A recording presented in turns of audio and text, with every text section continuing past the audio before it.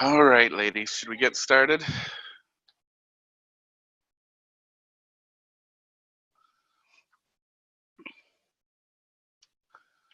How is everyone today?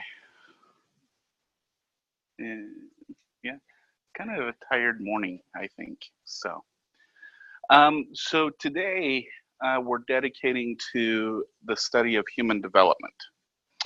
And I have a feeling that most of this morning, you all could probably teach this because we're going to go through childhood this morning, and then we'll go through adulthood this afternoon. So, but I have a feeling you all could come up here and do this, so this should be pretty easy. So human development is the study of how we change over time. And there's three aspects of change that we're interested in. Physical change, of course, so that means body growth, brain growth, all of those types of things. Cognitive change, meaning the way that we think about our world and the way we process information. And then our socio-emotional world, how we relate to each other. And we're interested in those three domains, and we have to admit that they overlap somewhat, okay? So that's kind of what we're going to be discussing for the majority of today, okay? To begin, I think it's important to state that even though I think everyone would not agree with this today, childhood as this unique period of development is actually a pretty new concept in history, okay? It's only been about 150 years that philosophers, scientists, people who write about human nature have seen childhood as a unique period of development, okay? Before about 150 years ago, it was believed that a child is born with all of their capacities, okay? Meaning they should have the brain of an adult, they have the mindset of an adult, and the only thing we're really waiting for is for them to develop their body physically so they could do adult physical behavior, okay? The idea that the brain develops through early childhood, or that there's physiological, psychological, and brain changes is actually a unique thing that started about 150 years ago, okay? It started that way because of a couple things that have happened in our history as human beings. The first one is our lifespan. If we're looking at around the 1900s, early 1900s, our lifespan was expected to be between 40 to 60 years. Before the 1800s and into the 1800s, we were lucky to live to 30. 40 was old age, okay? Now, that doesn't say that people didn't live till 60 or 70, because if you did live to 40, you were likely to live till 60. But the majority of the population would pretty much perish. It was rare to see someone over the age of about 40 before the 1900s, okay? Since the 1900s, we have almost tripled our lifespan. And there's actually a few theorists who believe that we actually live some theorists believe we live 2 lives. Some theorists believe we live 3 lives, dependent upon age. This idea of having a long life is a relatively new one, and it's a product of our modern medicine age. With vaccines, with better health care, better that, we've been able to extend our lifespan well into the 80s and 90s. So that's one contribution to seeing childhood as this unique period, is our extended lifespan, okay? If you think about living only to about the age of 30, when you were 15, that's middle age. That's 40s and it's 40s and 50s today, by today's standards. So before the 1900s, with the implementation of vaccines and modern medicine, 15 was you had your midlife crises, okay? And so that has been able to allow us to carve out this unique period of development.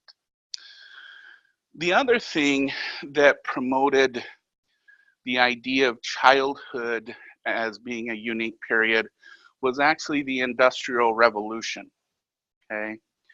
And specifically, child welfare laws.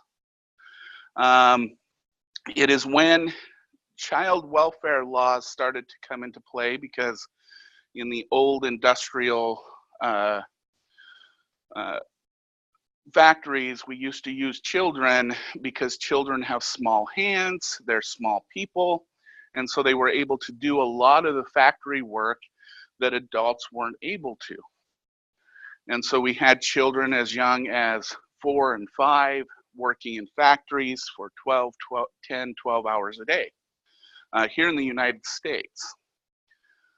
And of course, there was an outcry to that, and we implemented child welfare laws which prohibited the use of child labor, okay? That, from a cultural perspective, then again carved out childhood as this unique period of development, okay? The third thing that promoted children is our modern relationship setup, okay? Pre-industry, we usually married out of utility, not love, okay? Meaning it was a economic exchange is the reason we got married, okay?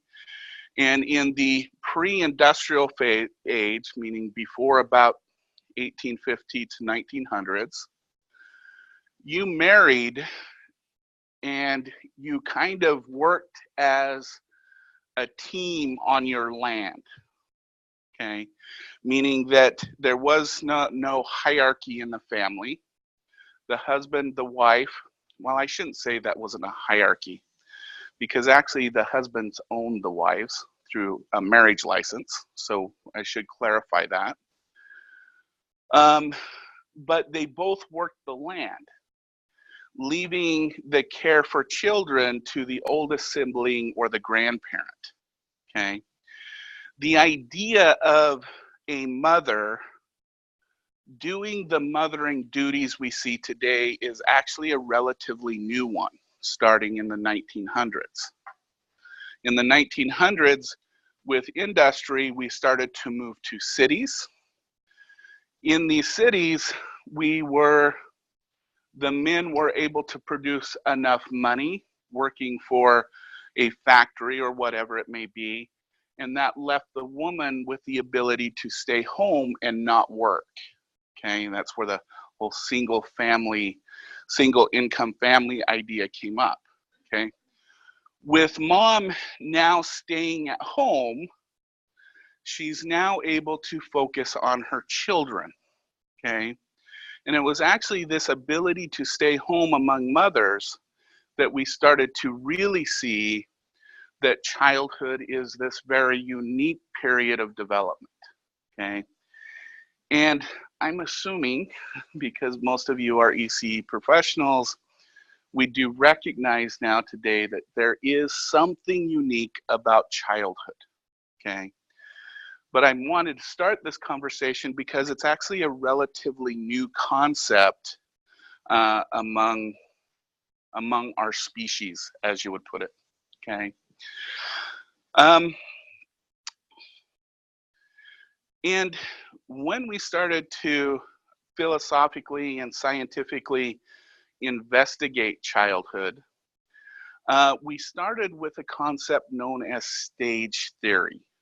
Okay. Stage theory just simply states that when we're looking at development over time, things happen in stages. Okay. So there's something about being between 0 and 2, 2 to 7, and so on, that is unique from the other parts of development. Okay. The first person to come up and develop a stage theory was Sigmund Freud. Okay. Sigmund Freud, if you remember from our first week, and this is real quick review, he is the guy that came up with psychoanalytics. Okay. And he's the guy that said our psychological world is governed by the id. Okay. The id is our psychic energy. Okay. It's what gives rise to our consciousness and our abilities to think and all of these other kinds of things. Okay. The energy of the id are made up of two things: sexual drives and aggressive drives. Okay. Those are, according to Freud, are only two drives that drive all of human behavior. Okay. Is sex and aggression. Because if we went around and just tried to have sex with everybody and beat up everybody, our species wouldn't last very long. Okay. Freud believed that the id created the ego. Now, the id is in our unconscious. It doesn't have access to the external world. Okay. The ego, it therefore created the ego that has access to our external world, and its job is to balance our sexual and aggressive needs with the demands of the external world. Okay. So it's what tells us, no, we can't have sex in the classroom right now, but if you look good enough, maybe you can later on in the day. Okay. That's kind of what the ego is trying to balance. Okay. If you can guess, Freud's theory is very sexual. Okay. He believed that sex is really what drives us as a species. There's some of you going, yeah, duh. And there might be a few of you that go, no, there's more to life than just sex. Okay. Freud fully developed this theory, and he became very, very popular with promoting this idea. Later in his life, probably after he sniffed a little bit too much cocaine, he decided to develop a child development theory, because a lot of his theory was based on the relationship between the child and the mother. And if the mother didn't mother correctly, that's what created most of the dysfunction you see in adulthood. Okay. It is that notion that Freud came up with is why people, when they see someone being an awful person, they always question about their mother. Where was their mother? Okay. This is a purely Freudian idea. Okay. We used to, before Freud, we used to didn't blame moms if someone did something crappy. Okay. We thought it was just the disposition of the child. Okay. The responsibility of a mother's influence on a child actually starts with Freud. Okay. Interestingly, Freud's developmental theory, he originally didn't want it to be sexual at all. He wanted to talk about development and relationships, but by this time, this idea of his theory of psychosexuality had become so big, he was forced to create a child development theory based on sex. Okay. And we're just going to go through it just because it sets the stage for some of these other theories, as you will see. So Freud believed that because we're sexually driven, we are aimed to satisfy physical pleasure areas of the body. Okay. He believed that the first pleasure area of the body is the lips, because that's where a baby gets sustenance from the mother through breastfeeding. Okay. And so he believed that the first stage of life between 0 and 2 was based on the pleasure of consumption, of things touching the lips and going in the mouth and whatnot. Okay. He called this the oral phase of development. Okay. And what he believed is that in each of these stages, a person can get stuck. So for example, his theory of obesity is based on being stuck in the oral phase of development because people overeat and they overconsume. Okay. So he believed that obesity, smoking, he actually believed that he was orally fixated because he actually died of jaw cancer because he smoked a cigar every day. Okay. And so people who overconsume got fixated in this stage because they couldn't get over the pleasures of having things in their mouth. Okay. Now this is actually going to set up and this is where we're going to kind of leave Freud for a minute. This is actually going to set up a debate about infancy. Okay. It's going to set up a debate because Freud and others believed that the only purpose of a mother is to provide food, okay, or breast milk. That as long as the infant received breast milk, the infant can therefore be ignored, okay? So it can be left alone. The only time the mother or the parent needs to show up is during feeding or changing time, okay? If you've ever had a pediatrician tell you or tell someone you know that just let the baby cry it out, okay? Leave it alone, leave it isolated, okay? your pediatrician is a Freudian, okay? And maybe you should consider someone else, okay? But this sets up an important debate about what is important for an infant. And this debate is actually going to be picked up by a guy named Harlow, okay? What Harlow did is he wanted to see if all an infant needs from a mother is food, or does an infant need warmth and comfort, okay? So what he's going to do is he's going to, in his lab, he's going to take newborn chimps, and he's going to give the chimps two options. One option is that he had this wire monkey, okay? And it was just wire, it was cold wire that held a bottle in the breast area, okay? By that one, he also had a wired monkey, but it was covered in soft cloth, and the chimp could go up and curl up with it, okay?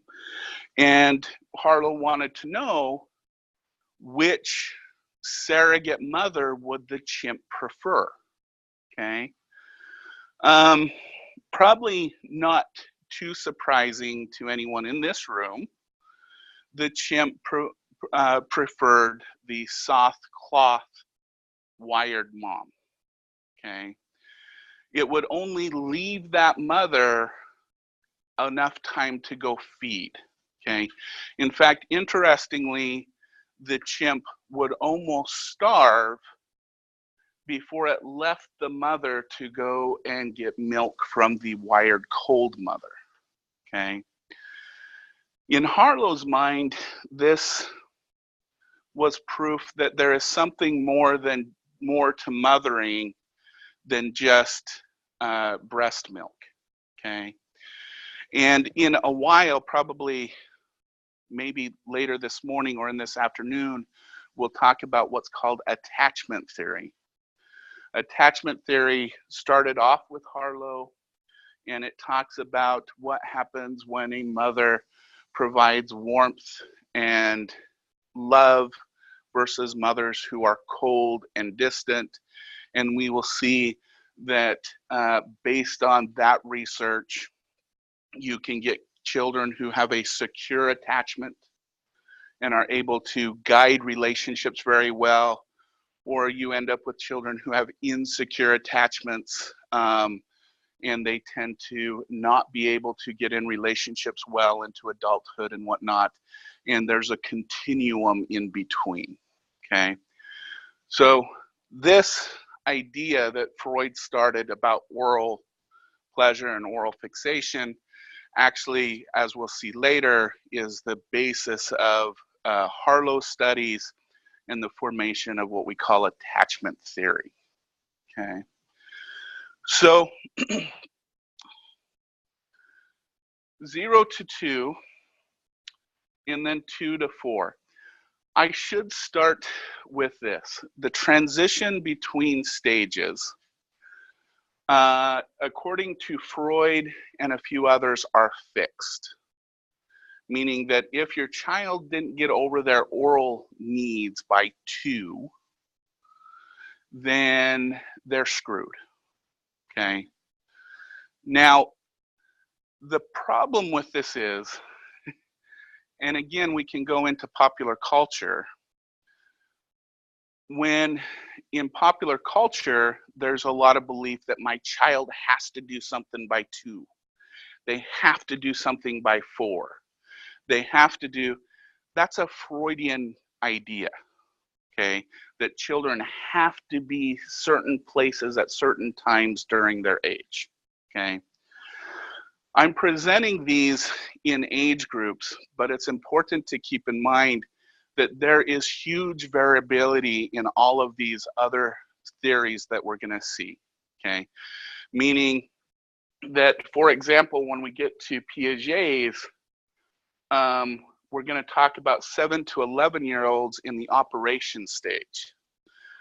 that is marked by black and white thinking. There's good, there's evil.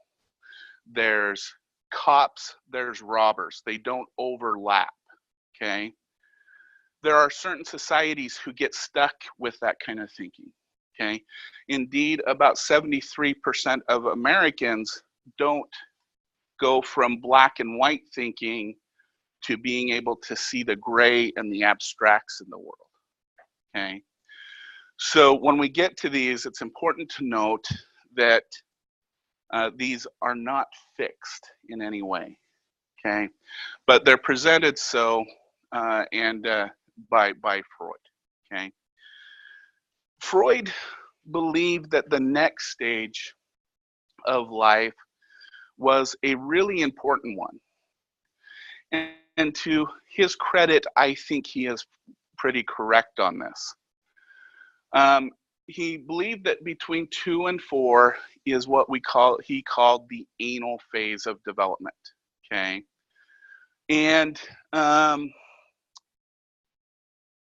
this is this is about the age where most children become potty trained, okay? We often go through life thinking of significant stages, right? Like high school graduations, getting married, getting divorced, having kids, and all of those different major events, okay? But if we want to really look at success in life and whatnot, I think our first success is potty training, okay? Because I want you to think about what potty training requires of a human being, okay?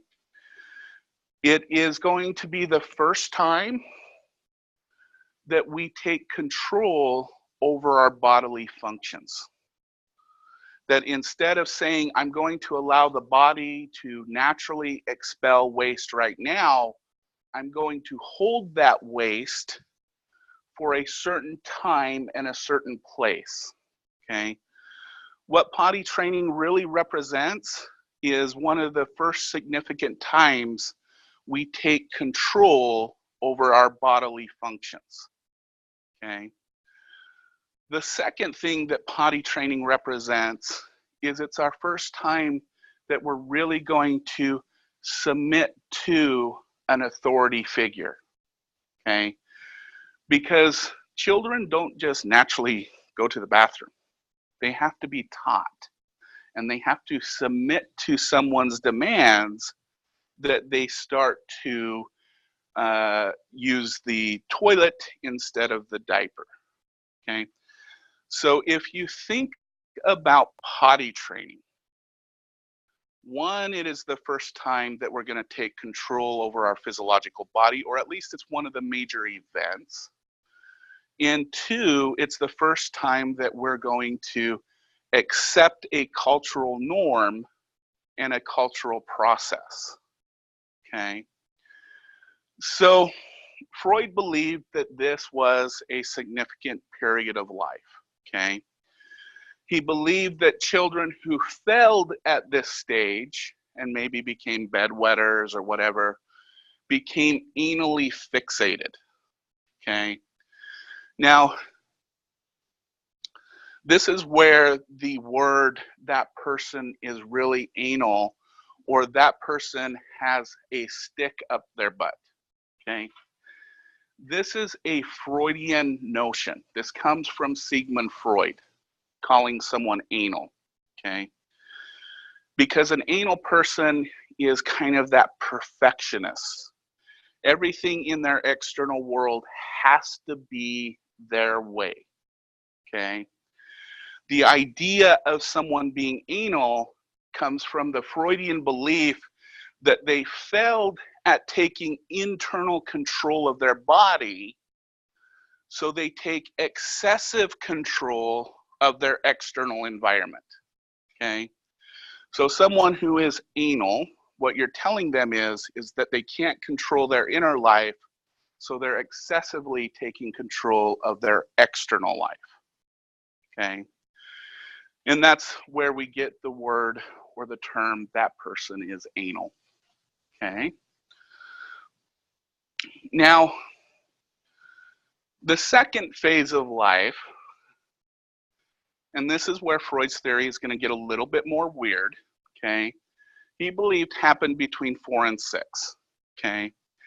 Now, we know children at a much younger age. In fact, we can actually see children doing it in mom's stomach, will naturally masturbate, okay?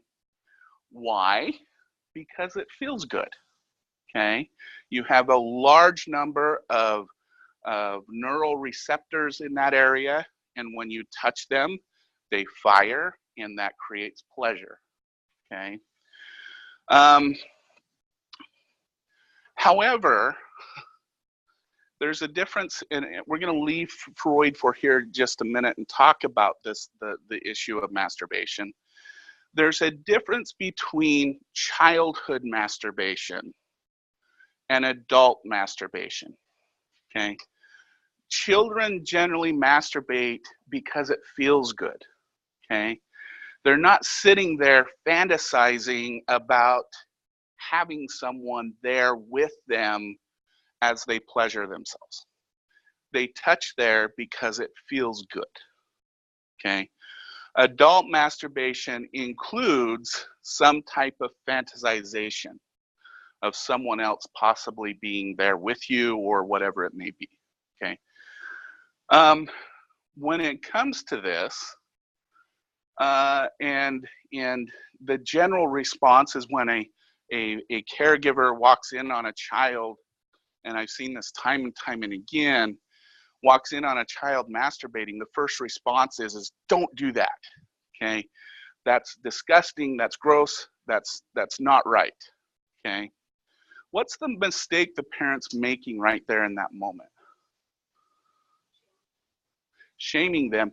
They're interpreting their behavior based on their adult brain, okay?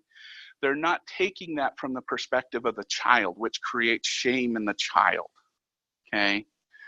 The thing that I would say about this from the years that I worked in child sexual abuse is this is a great opportunity to have a conversation, okay, about physiology, okay, and talking about how someone else shouldn't be touching them there, and how people shouldn't use that part of their body for their own needs. And it's important to have those conversations, okay?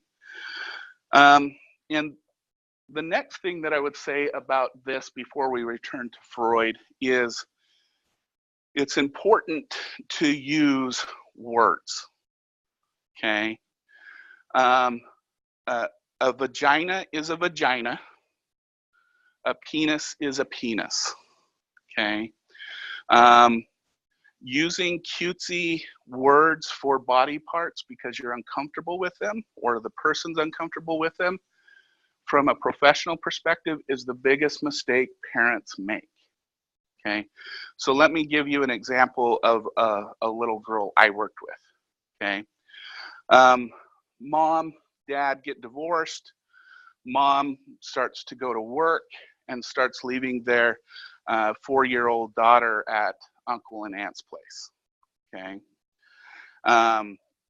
And each night, about a week into it, each night, the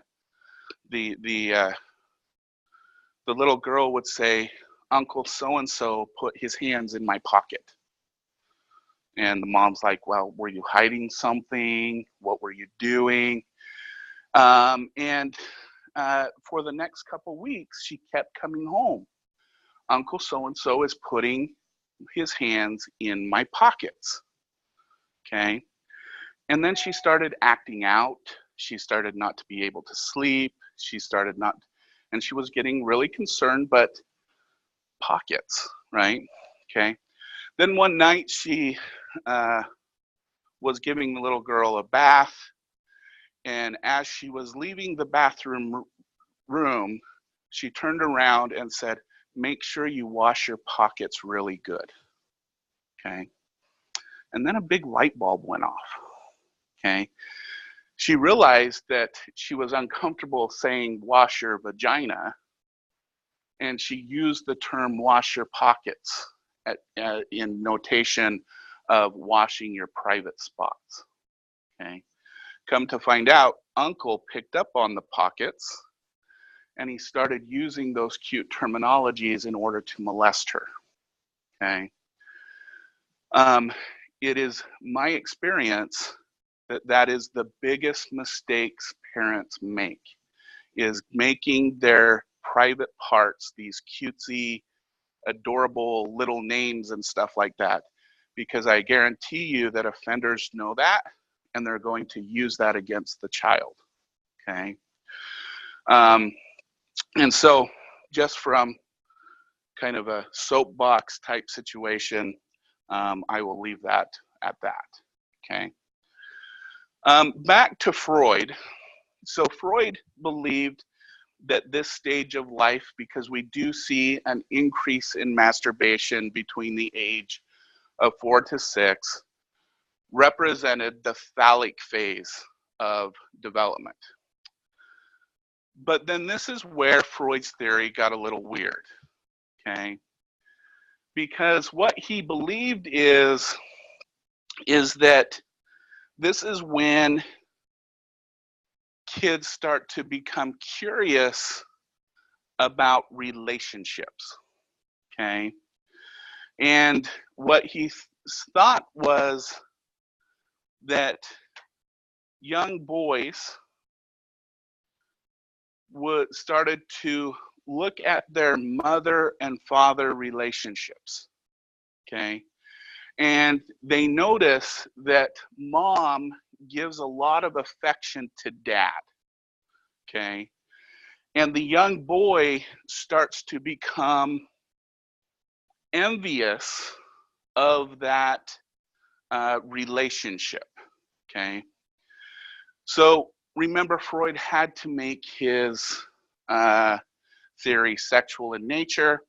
So he's going to term this jealousy, wanting to have mom's attention, and he's going to call this the Oedipus complex, okay? Oedipus comes from Greek mythology, where a young man unknowingly killed his father and started having sexual relationships with his mother, okay? The Oedipus complex is a young boy's desire to have sexual relations with his mother, so he has to compete with his father in order to get that attention, okay? Weird, right? Later on, Carl Jung is going to add a similar one called the Electra complex for women. What he is going to write about is that young girls notice that daddy has something that they don't, okay? That something is a penis. And they start to envy that penis. And in order to gain that thing that they can't have, they start to compete with the mother to have the father's attention, okay? And it's called the Electra complex. So, what do you think? Okay, it's weird, okay? But on the other hand, if we take sex out of it, there is actually something about the need to model a father's and mother's relationship during this age, okay? So for example, we've lived long enough in a society where we have had single family households, okay? And we can now start to see a lot of these people now get into adulthood, and we can see how they are as adults, okay? And what we do find, especially during this period of life, in fact, it goes a little bit younger, it actually starts around 3 and ends around 7, okay? We have found that if young boys are not exposed to significant male role models, most preferably a father. Alternatively, it could be a grandparent or an uncle or someone like that. These young men grow up and have very, very hard times developing intimate relationships, okay?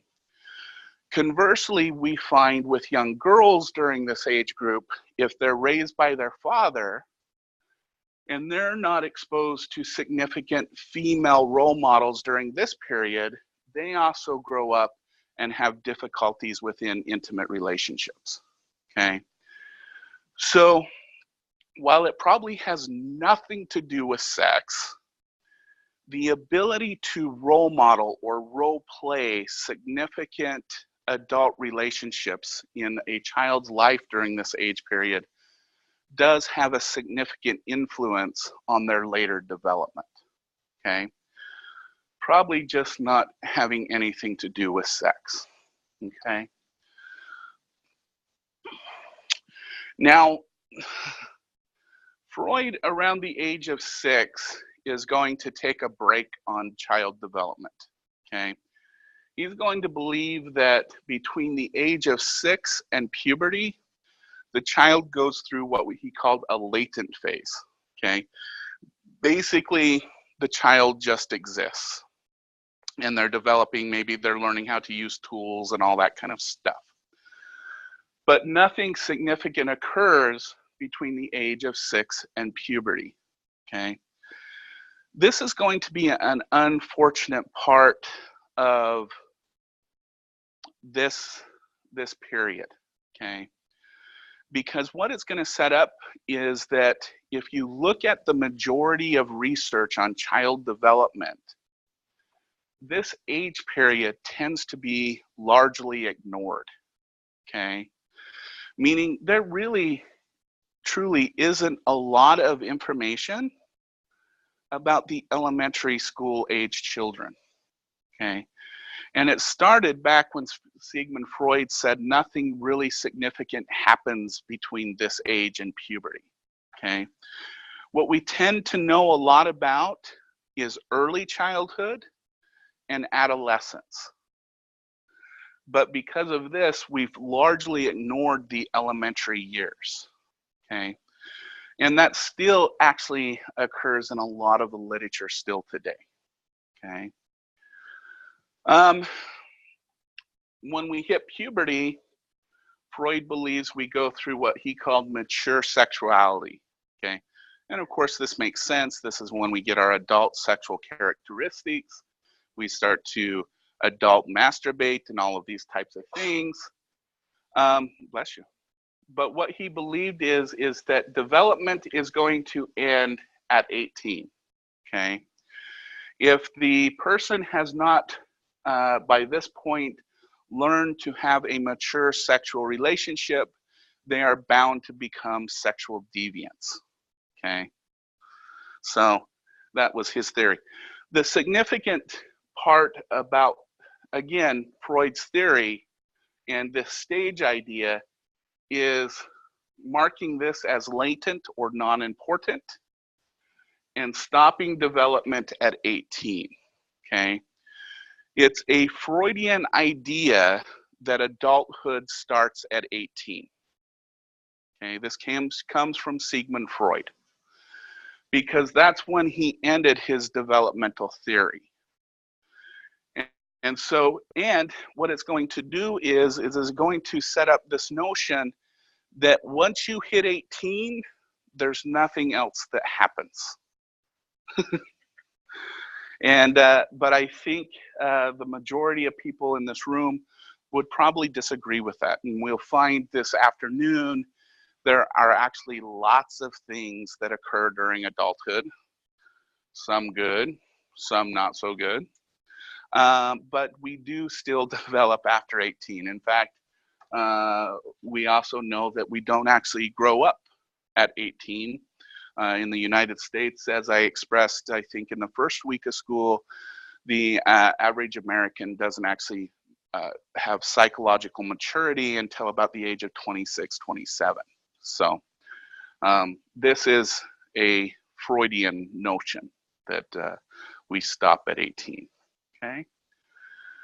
All right, so that's Freud's theory. The things that I wanted you to pick up on is the cultural things, like why we blame mothers for a child or an adult's behavior, where the word anal comes from, the notion that people who are overweight are because they overeat. That's a Freudian notion. That comes from Sigmund Freud, okay? Is there actual solid scientific evidence for this? No. No, there isn't, okay?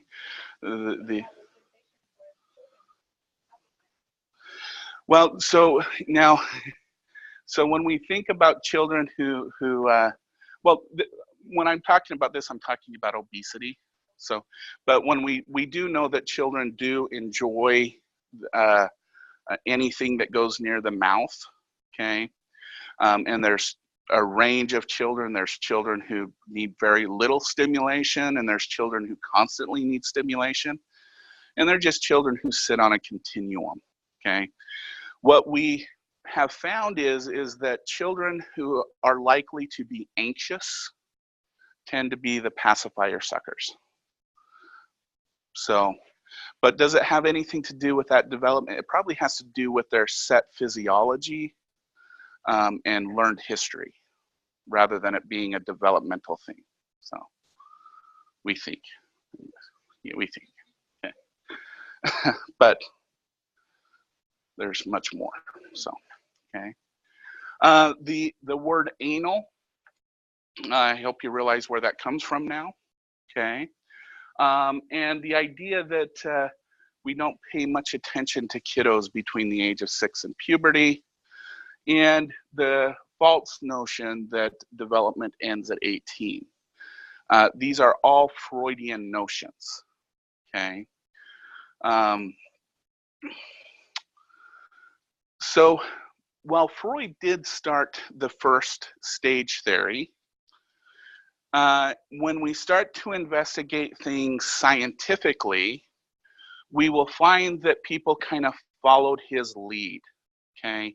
Meaning that everybody in a way is now going to think of child development occurring in unique specific stages, okay? So while Freud's theory does not have very much scientific evidence behind it, it is our first stage theory and it's had cultural implications, but it did set up stages theories for our more scientifically based theories, which is Erikson's social emotional development and Piaget's cognitive developmental stages, okay? To talk about these next two theories really quickly, we have to understand Erikson and Piaget, okay? Piaget was interested in only how children think about their world, okay? And so his theory is going to be a purely cognitive theory. And what he wants to find out is there transition phases or transition events in thinking that creates our more complex adult thinking as we develop, okay? Erikson, on the other hand, is more concerned about human relationships, okay? And how a child learns to relate with the world. And so they're two different approaches. They're just taking part of our circle, cognitive circle, and one's taking our socio-emotional circle, okay? And we're gonna start with Piaget. And I'm gonna talk about his theory in kind of pure terms, and then we'll do a little bit of a critique of it when we're done. What Piaget first there are two really important concepts that Piaget believes drives all of our adaptive thinking abilities, okay? He believes that we develop through assimilation or accommodation, all right? Assimilation is recognizing that, I think these are both yellow. Now, just because they're yellow doesn't mean that I can eat them both. I kind of could, a little bit of fiber. But that's assimilation, the recognition that these are two similar objects, but I have to assimilate that they have two separate purposes. Okay, so yes, they're yellow, but you eat one, you write with the other. Okay, accommodation is when you don't have a concept of yellow. Okay, but accommodation is if I approach this pencil for the very first time with no other information about this pencil, so it's brand new to me, I have to create a brand new symbol for it and understand it as a new object. That is accommodation, okay? So assimilation is using information you already know about your world and adding to it. Accommodation is when you have no knowledge about something, so you have to create that knowledge, okay? Our first introduction to assimilation happens between the age of 0 and 2 in what Piaget called the sensory motor phase of development, okay? Now, between the age of 0 and 2, what Piaget believed is going on cognitively is our ability to see something in space, in 3D space, take our hands and reach for it and grab it, and then manipulate it in some way, okay? That is our first interaction with the world, okay? And it's about developing motor skills, and it's about developing this understanding that you can interact with the world and you can manipulate objects, you can feel objects, you can smell objects, and you start coming to an understanding that, for example, this is a banana, it's kind of soft, I've seen mom peel it and I can eat it, I can smell it, and that's what makes this a banana and not a pencil, okay? This largely occurs, according to Piaget, during the sensory motor phase, okay? According to Piaget, we really come to an understanding of our world when we get something he called object permanence, okay? When he was doing his research, he recognized doing a task that in front of a child, he would have this wall, okay? And then he used teddy bears, not bananas, but we'll use a banana, okay? And he put the banana in front of the child and said, "Do you see this banana?" Okay? And the child said yes. But then he would take the banana and put it behind the wall. And he would ask the child, "What happened to the banana?" Okay? And he found in general that children between 18 to 24 months of age didn't recognize that the banana still existed, okay? Somewhere between 18 and 24 months, the child was able to say, the banana is now behind the wall, okay? Children under the 18 to 24 months stopped realizing the banana existed at all, okay? This recognition that objects can exist even when they're not in our immediate sensory abilities is something Piaget termed object permanence. And during his time, we found that children tended to develop object permanence around the age of 18 to 24 months. Okay. Now, this is also kind of an interesting notion of when you have a child. I wouldn't recommend doing this to a child, but if you took a child and you took off all of their clothes, okay, and you took them to someone, a babysitter, and you just handed them to the babysitter, once that door closes, there's no smell, there's no sense, there's no taste of mom. Guess what the infant starts to do? Cry wildly, okay? However, if you swaddle the baby with a blanket that still has mom's scent on it, you hand it to the babysitter and leave, guess who still exists in the baby's perceptions? Mom. And so it's less likely to cry, okay? This is a practical way of thinking about object permanence, and the reason why it's important to have mom's scent and dad's scent whenever a child is not with them, or having pictures of mom and dad.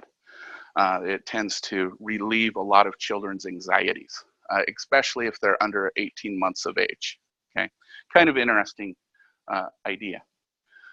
So Piaget recognized that object permanence is the first cognitive revolution that we have, because what it represents is our ability to represent symbols mentally, and to not only physically manipulate this banana, but the ability to, if the banana doesn't exist, it allows me to think about a banana, think about eating a banana. Man, this is making me hungry. Without the banana actually being present, okay? So this ability to take objects in mind, even though they're not there, represents a kind of a cognitive revolution that Piaget believed happened around the age of 2, okay? Between the age of 2 and 7, what Piaget believed is we go through the pre-operational phase of thinking, okay?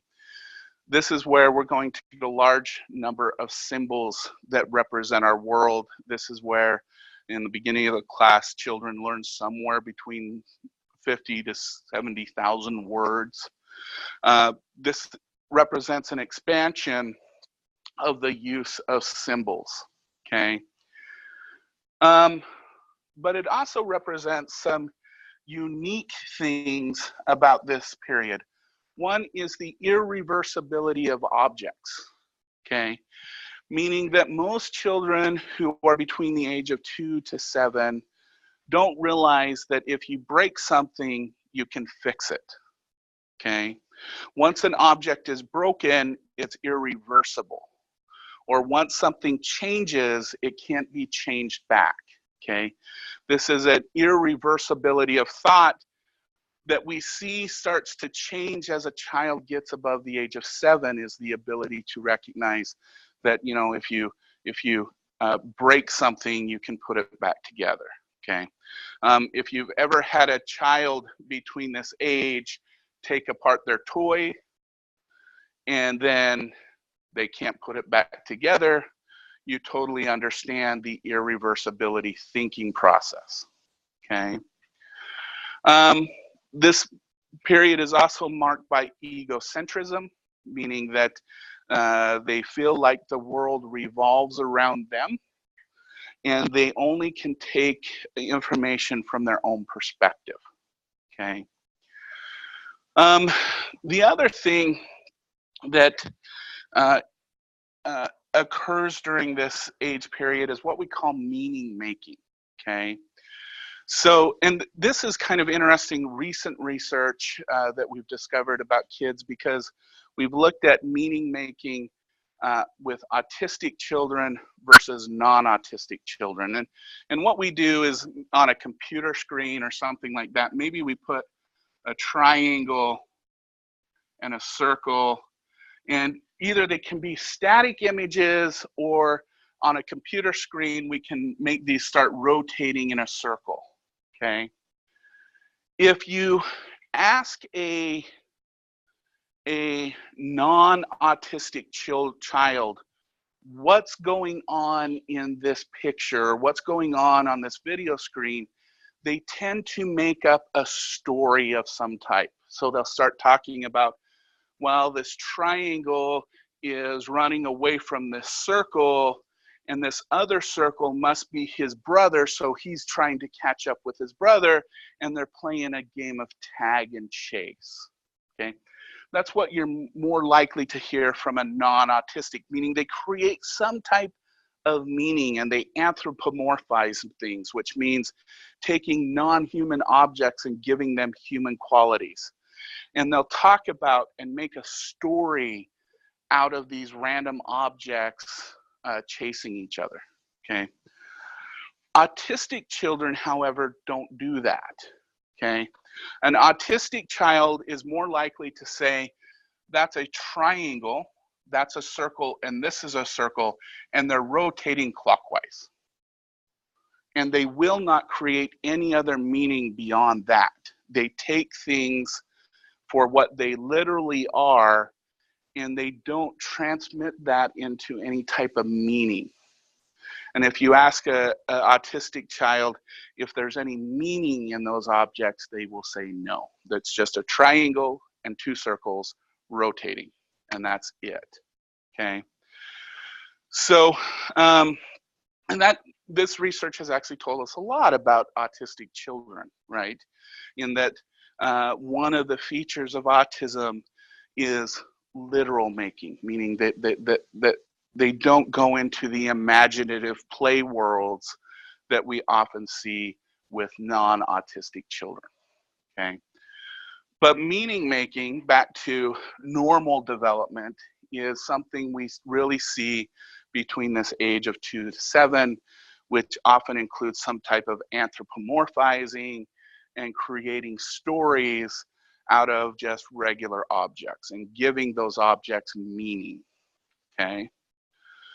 So these are 3 features of this pre-operational phase, okay? We'll finish these 2 phases and then we'll take a break, so bear with me, and then we'll do Erickson after a break, okay? But sometime between the age of 6 to about 8, a child is able to do some very interesting things. They're able to understand conservation, okay? Conservation is if we take if we had a cup, okay, and we're gonna, like this, and then we have another cup that is shaped like this, okay? And we pour this cup up here, and then what we do is we pour this water into this cup, okay? And we ask a child, there's still the same amount of water in this cup than there was in this cup, okay? Around the age of between 6 and 8, well, I should say this, a child under the age of 6 will say, yes, the amount of water has changed, okay? Somewhere between the age of 6 and 8, a child recognizes that no, it's the same amount of water, it's just in a differently shaped container, okay? This is what we call conservation, the ability to recognize that something can change shape, but that doesn't necessarily affect its volume, okay? It's this when a child is able to do conservation tasks that Piaget believed they're transitioning from pre-operational thinking to operational thinking. okay? Because what you're able to do when you can do conservation is you can now categorize things, okay? If you can imagine, up to this point, you've been getting massive amounts of information, and you have to do something with that information, okay? But if you're able to do conservation, it means that you can start putting things into proportionate categories, okay? So we start, during this age, we start to categorize a lot of things like race, gender, color crayons versus markers, and all kinds of things, okay? What was noted about this stage of development is that children tend to have very black and white thinking. It's called all or nothing thinking. There's good guys, there's bad guys. There's black, there's white. There's cops, there's robbers.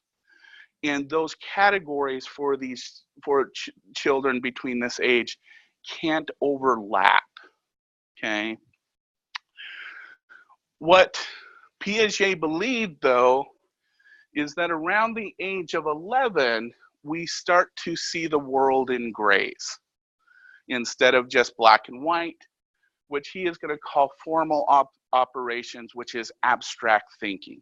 Okay, that's the ability to recognize that a person can do a bad thing, but that doesn't necessarily make them a bad person. Okay, so for example, you could have someone who robs a store but is a very good husband or a very good father, okay? Likewise, you can have a very morally straight person, such as a pastor or a priest, who can also be engaging in immoral behaviors such as sexual abuse of children, okay? In one category, they promote goodness. In another category of their life, they promote bad. That ability to think, though, in that gray area, Piaget believed happens between about the age of 11 to 18, okay? So real quick, though, we should talk about these phases. Is one, that the way children transition through phases is situationally and culturally bound, okay?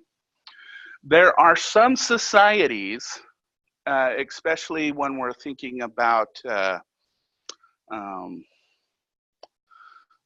Aboriginal tribes and those types of things, where the only demands of the environment are pre-operational, okay? So we find that when we go test children and adults in more primitive societies, they tend to only get through or get to the pre-operational phase of thinking, okay? For other societies, it requires operational thinking, okay? So when we think about, for example, the American experience, okay? Here in the United States, only about 73% of American, I shouldn't say, I should reverse that. Only about 27% of Americans go from operational to formal operational, meaning the majority of adults are stuck in black and white thinking, okay? However, if we look and compare the United States to somewhere like Germany, okay?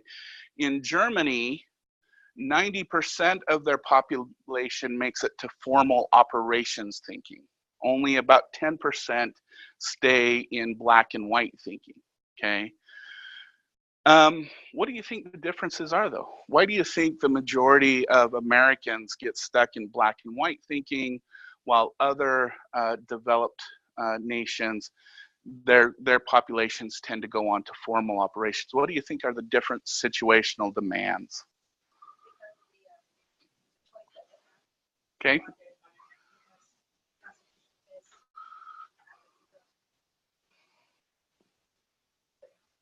Mm-hmm.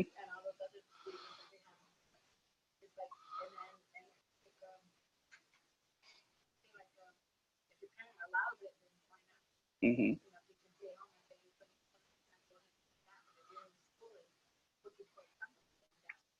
Mm-hmm. Mm-hmm.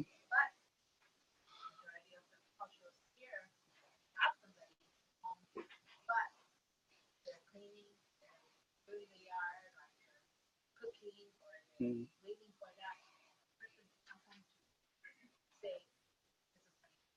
Mm-hmm. Right. Right, right.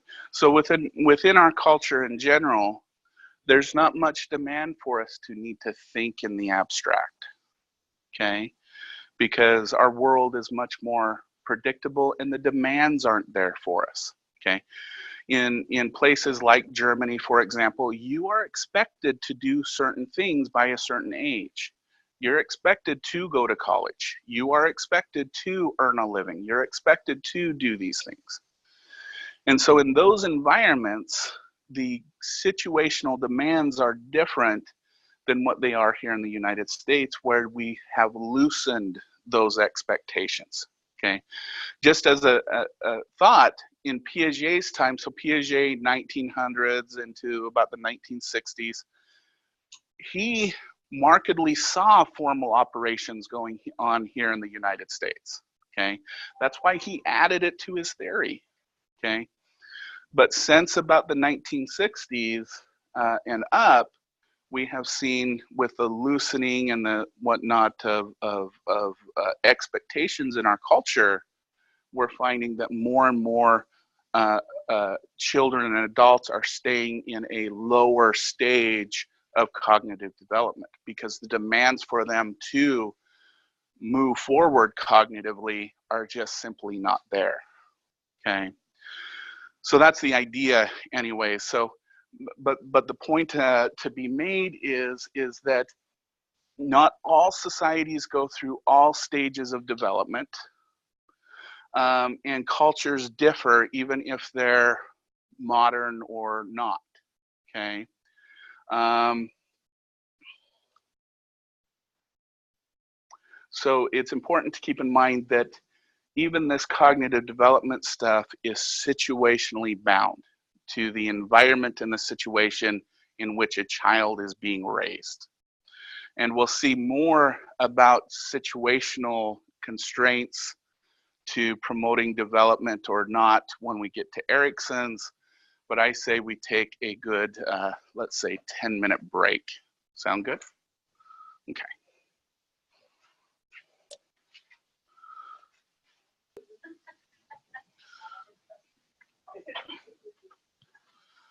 So,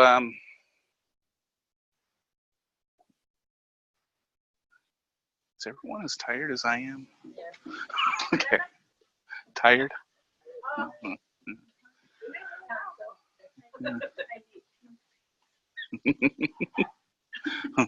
All right. So this next part probably will sound very familiar if you went to the December PD session because kind of the same information. So it's a good review because you know you're going to have a test soon. So it will be good review for those who attended that. But what we're going to talk about next in stage theory is Erickson's socio-emotional developmental theory. Okay. Socio-emotional meaning how a child relates and uh,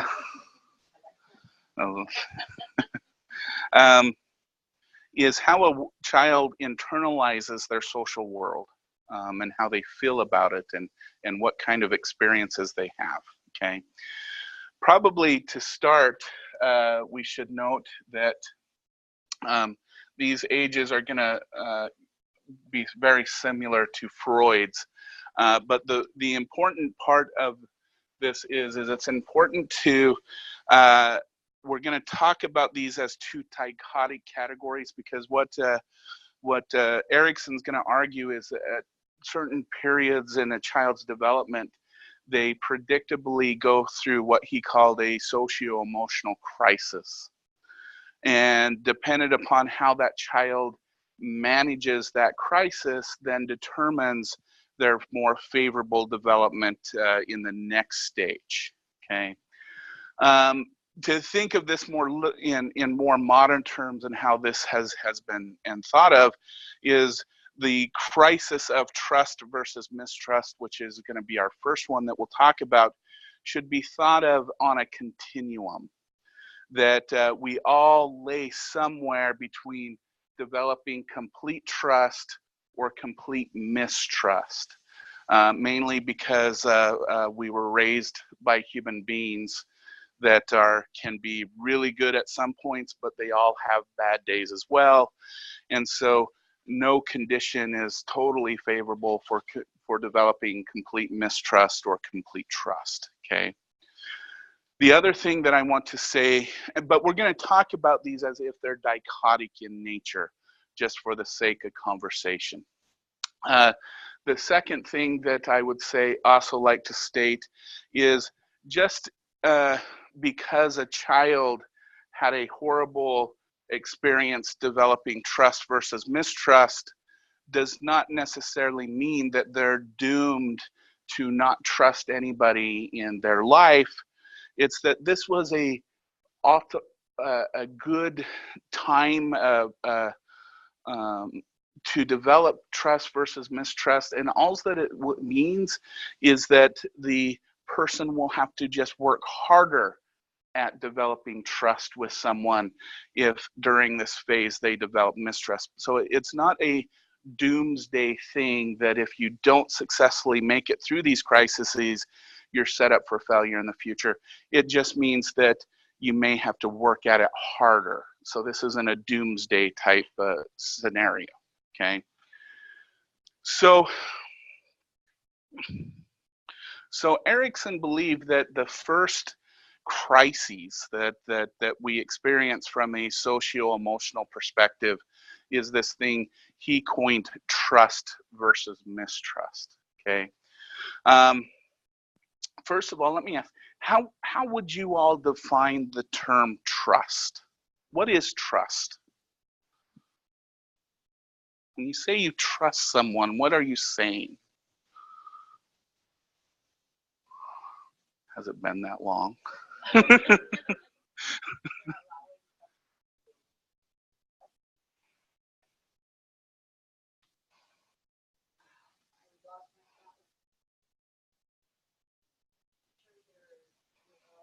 Okay.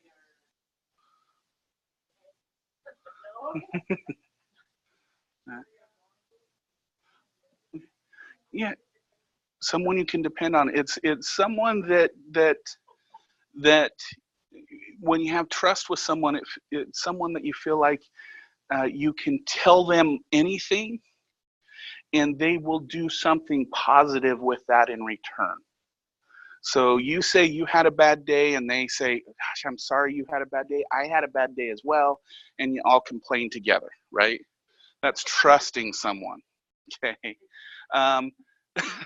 What Erickson believed is that between the age of 0 to 2, it's the ultimate time to learn what trust really is. Because if you think about it, from a biological perspective, when we reach the age of 2, we have all of the skills necessary to biologically sustain ourselves, because we can feed ourselves, we can warm ourselves, we can do everything necessary to at least biologically sustain ourselves without someone else there. Under the age of 2, for the most part, we are either partly or completely dependent upon someone else for our needs, okay? Especially the younger we are in this stage. And if you think about this, this is a good time to learn what trust really is. Now, an important point I should make at this point is these are usually pre-verbal children, right? When we get near 2, we start hearing rudimentary words and stuff like that. But this is not about, I can trust this person because of X, Y, Z. No, we're learning the emotions of trust, okay? And that's why sometimes when you get older and stuff, you have intuitions that you can trust this person but not this person, because our first language is emotions. Okay, and so make sure when we're thinking about this, we're thinking about this on emotional terms, not cognitive use of words type of learning. Okay, so what does trust versus mistrust look like? Is simply this: baby cries. I'm going to use mommies because I like the word mommies, but it can be any caregiver. Baby cries, mommy shows up, feeds baby, the baby smiles, the mom smiles back. We have this reciprocal thing going on. Put the baby down, baby cries, mom shows up, and we do this dance all over again. Okay. What is the child learning emotionally? That if they need something, someone's going to show up. And as long as I show some type of emotional appreciation through the smile or the cooing or whatever, that relationship can continue. Okay. Mistrust looks like something like this: baby cries, no one shows up. Baby cries, no one shows up. Can you be my baby for a minute? Okay. You can do the whole sleep thing. Baby cries, no one shows up. Baby cries, mom comes in the room and says, "What? I'm watching my soaps. What do you need now?" Okay. How does that make you feel as an adult, hearing those words? Other than a little weird. Okay. Does it feel good? Who do you feel is being blamed? Do you feel that but not think it, right? Okay.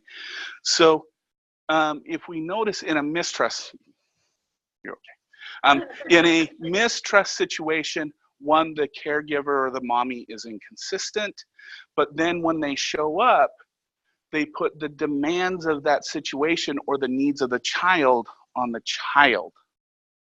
Instead of saying, "I'm here for you," they're saying, "I'm here because of you."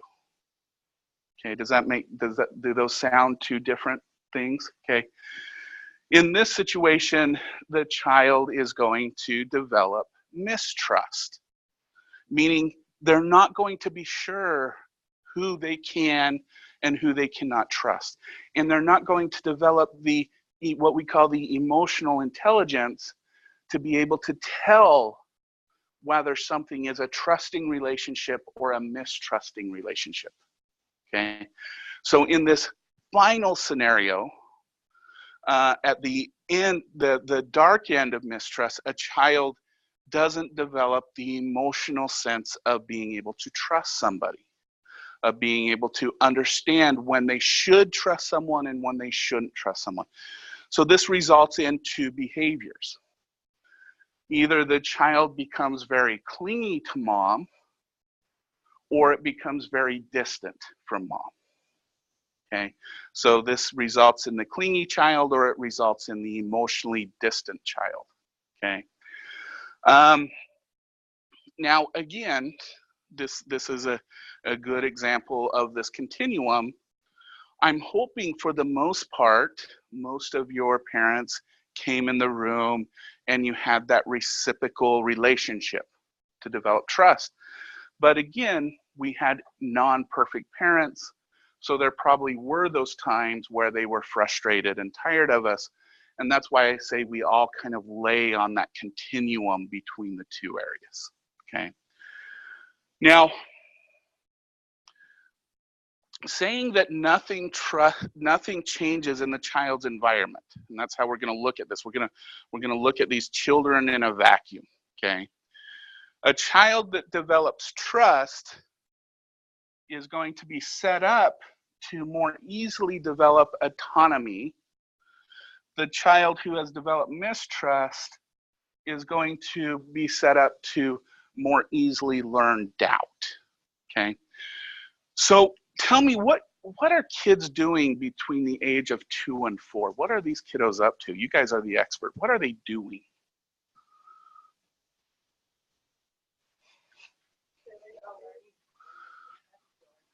Okay, they're learning to trust.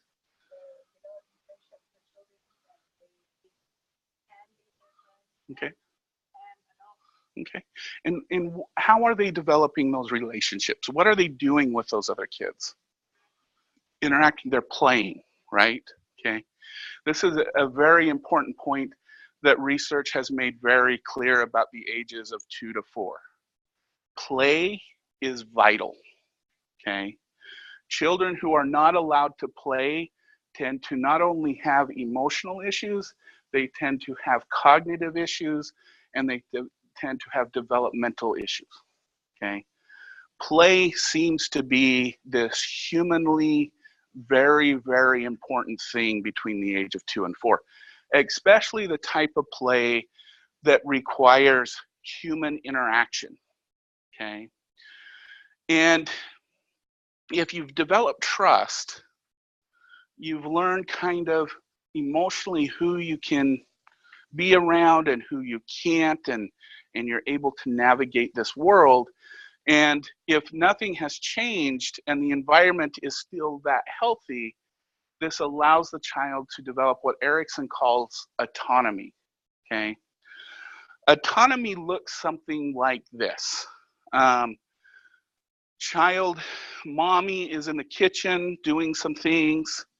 Child is in the room, and about every 10 to 15 minutes, he'll run to the kitchen and say, "Hey, mom, just checking on you, looking good, everything's fine."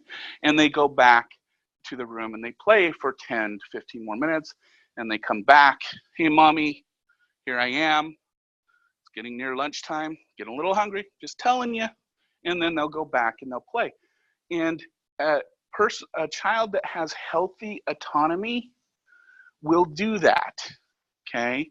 They'll do that ability to go play in the absence of the caregiver, but then they have the cognition enough to just kind of go check on them and just make sure that they know that, you know, here I am, I'm over here, just in case they get in a situation they don't know how to handle.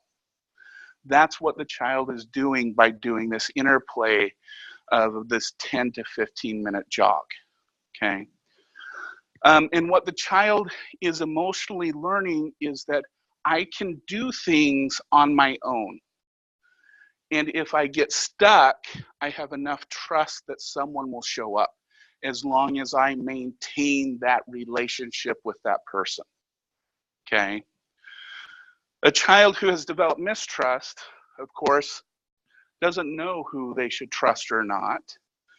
And if their environment stays inconsistent, they develop what Erickson called doubt, okay?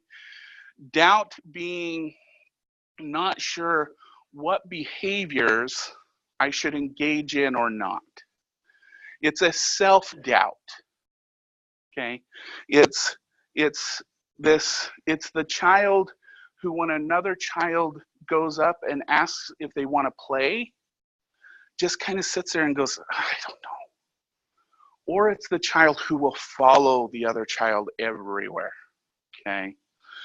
Because they don't know how to, they don't have the confidence to sit on their own and have their own autonomic thinking. I don't think I said that right, okay? So autonomy versus doubt is the next phase, okay?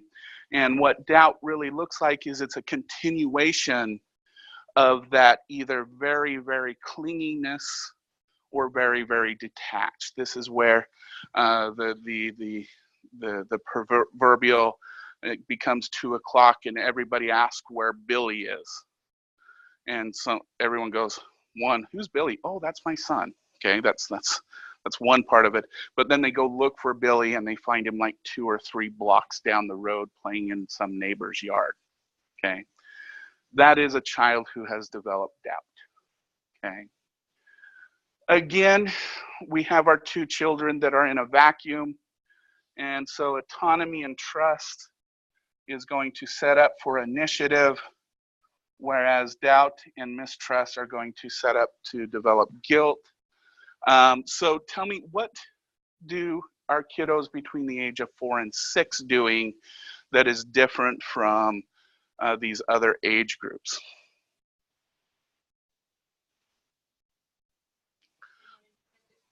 They're more independent, okay? They're starting to attend school, right? They're learning about authority figures other than their parents, like a teacher can tell them what to do. Or they, well, a lot of children develop that, but some probably don't. Or that there's meaning behind the title police officer, okay? And that there's other authority figures beyond mom and dad, okay? And then they start role playing those other authority figures. So the child starts to play school teacher, cops and robbers, firemen, and all of these different roles. They try on all of these different kind of roles to see what they're like, okay?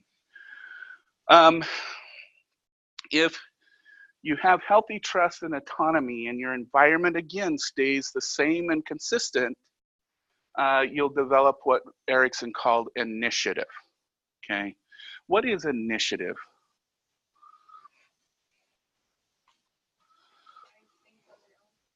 Tries things on their own, okay?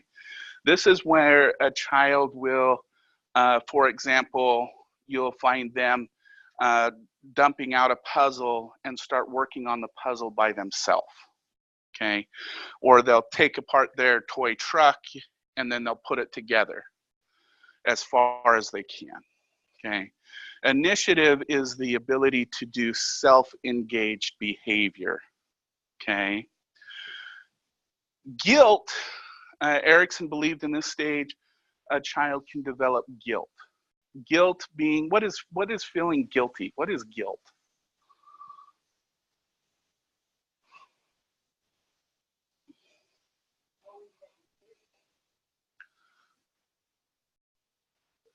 Right. It's when you engage in a behavior and you're not sure if it was right or wrong, right? Okay. So guilt is that feeling of not knowing whether you did was appropriate or not. So you become fearful that everything you do is wrong. Or, again, on the other side of guilt is now you just commit the behavior because who the hell knows? I don't know, okay? And if I don't have trust, you're not gonna know because you're an idiot, okay? And so this is a child who either is very, I don't know if I should do that or not, and they're always asking, did they do the right thing or not? Or it's the child who does whatever the hell they want to without paying attention to consequences, okay? This can develop in this stage because they're learning about authority figures, okay? And it's believed that if a child doesn't develop a healthy respect for authority, again, respect being they do the right thing most of the time, right? Then we develop this notion of either I'm guilty of everything, okay, or I don't give a shit, okay, all right. I think, admittingly, my son, I think, developed guilt, okay, because into high school one night, him and his friends, he just drove the car, but his friends went and toilet papered a friend's house, okay, and at midnight I get a call and go, Dad, can I be arrested for this? I'm freaking out. I'm freaking out. I did it. I know I did it, but I think I'm going to get in trouble. I'm just waiting for the cops to show up. And I'm like, really? He goes, yes, yes. Am I going to be okay? And after a few minutes of reassuring him, the next morning I go and see him and he goes, I went and cleaned up their yard for them. So for some reason, we didn't have an ultimate environment during that part of his development because he couldn't even toilet paper someone's house. So, but this is the time period in which this tends to develop healthily. Okay. The next phase of life is 6 to 11. Now, this is something that we have to give Erickson some credit for, is he did feel like important things do happen during the elementary school years. Okay. And what he believed is that a child can develop industry versus inferiority. Okay. Being industrious means that you work because you have value. That's being industrious. Okay. This is being industrious develops because we learn that what I do has value to other people. Okay.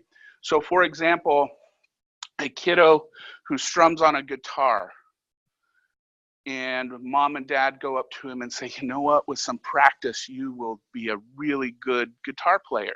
Okay. And then he takes his guitar to school and plays the guitar in front of his friends, and his friends go, future rock star right there. Okay. What that child is learning is that playing the guitar has value to other people. And so he's more likely to continue to play the guitar. Okay. Inferiority is when, again, going with our trajectory, I already can't trust anybody. My environment is inconsistent. People around me I don't know about. And let's say I pick up the guitar and I strum it, and the thing I hear from mom is, please only play that thing when I'm not here. The noise is killing me. Okay. And then maybe they take it to school and they strum, and the friends go, dude, you suck. Okay. that just sounds horrible. Okay. In this situation, the child is learning that playing the guitar does not have value to others. And so they're more likely to stop playing the guitar. Okay. Now, important note to be made. It's important to be truthful with kids. And so if they suck, they suck, and that's okay. That's part of growing up and learning. In fact, it was actually Piaget who believed that ultimate develop occurs when children are allowed to suffer. Okay. And he believed that the job of the parent and the teacher is to create a controlled environment for which suffering, mistakes, and things can happen, and that's the job of the parent. And so the negative part about this initiative versus guilt is there's been some, well, actually say a good majority of people who say that we should reward every behavior, and so this is the participation trophy. Okay. The thing that I would like to say is that is not what Erickson was trying to say. Okay. A child who develops initiative learns that what they do well has value to other people, and so they should focus on that. And there are some things that they just are not good at, and that's okay. A child who develops guilt is never really reinforced for things they can do good or things they do really bad. And sometimes they're actually rewarded for things that they do bad in that type of environment. Okay. So initiative versus guilt is the fact that the child learns things that they actually do well. Oh, industry, pointing at the wrong one. Industry is about learning about the things that you do well, letting go of the things you don't do well, whereas inferiority is you never really feel like you're good at anything. Okay. The inferior child, okay, in some ways has an extension to bullying. Okay, and there's some associations with measures of inferiority and bullying and being bullied behaviors. Okay, Because if you feel inferior, okay, one way to feel non-inferior is to take control over another person, okay? And so it creates a condition where bullying can occur. Inferiority does. But also being inferior also sets you up as a good victim for the bullier, okay? So inferiority creates bullies, but it also creates the majority of victims, okay? Because children who have a healthy sense of industry don't make good bully victims, because they already know themselves well enough that a bully doesn't mean anything to them, okay? So we have found that inferiority is associated with becoming a bully or being bullied, okay? So, and again, remember, we have to think of these things on a continuum, okay? So what Erikson believed is this is when we learn industry versus inferiority, and then puberty happens, okay? And to put it in kind of Eriksonian's terms, he said, you know, a child starts to recognize all of these physical changes that are occurring to their body, okay? And that their body is transforming from childhood to an adulthood form. And according to Erikson, this must mean also that the child interprets it as I'm changing psychologically as well, okay? And this kind of, in a sense, forces the child to develop an identity that is separate from the one he has with his parents, okay? So for example, if you ask children who haven't gone through puberty who they are, they usually use relational terms. So they'll say, I'm Billy, I'm Anna's son, okay? Or I'm Joe's son, or whatnot. So they tend to use relational terms, usually with their family. If they're not with their family, they'll use relational terms such as, I'm Billy, I'm John's best friend, okay? Before puberty. After puberty is when you start to see identifying features such as, I'm a jock, or I'm a baseball player, or I'm a preppy, or I learned that this still exists, I'm a stoner. I didn't think stoners existed anymore, but they do, according to my younger students. Surprised me. So, and they start to identify themselves in non-relational categories, such as student, such as a baseball player and the like, okay? And according to Erikson, this is where an individual goes through identity versus identity confusion, okay? Now, the question comes to light is what is a healthy identity, okay? And the answer to that is a healthy identity is a person who has multiple identities, okay? I'm not talking about the disorder, okay? I'm talking about a person who has, if we draw a big circle like this, and we can label this our self-concept, okay? Within our self-concept exists everything that we are. So a person with a healthy identity, maybe they have an identity as a girlfriend, a sister, a good student, a daughter, and let's have her be a soccer player. So we'll have soccer, daughter, sister, student, and girlfriend, okay? Now, the question becomes is why is this a healthy identity setup? It's because a person who has strong identities within multiple categories can more easily do what we call identity repair, okay? So let's say in this situation, the boyfriend breaks up with her, okay? If she made the boyfriend her complete world, what happens? She crashes. But if she has other healthy identities, she can recognize, okay, I'm having issues in this area of my life, but I'm still a good student. I'm still a good sister. I'm still a good daughter. I'm still good at soccer. And she can rely on these others' identities so she doesn't become crushed under the weight of that singular insult to one of her identities. Okay.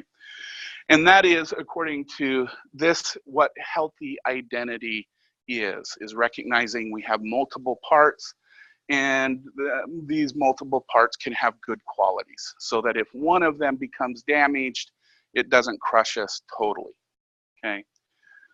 That means identity confusion comes in two forms, okay? It comes in the form of somebody having a singular identity, okay? So I'm gonna use my experience working at college where I did behavioral wellness for them, okay? In January and February, I always kept kind of an open schedule because that's when universities and the NFL did their recruitment, and this college had a football team, okay? And I always knew that in those months, we were gonna end up with either suicidal or acting out football players, okay? Because usually at this college, it was kind of their last hope type college of getting into the NFL or a bigger university, okay? Because what these football players would tell me is that the only purpose they had in life was football. That is their only identity.